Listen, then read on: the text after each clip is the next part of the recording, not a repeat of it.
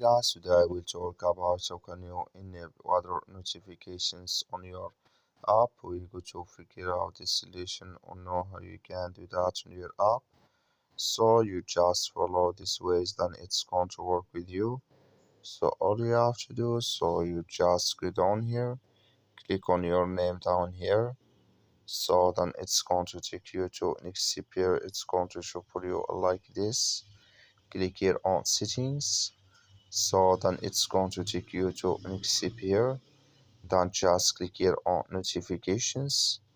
So then it's going to take you to this list here. Click here on water here. So then you come to next here, come here to water notifications.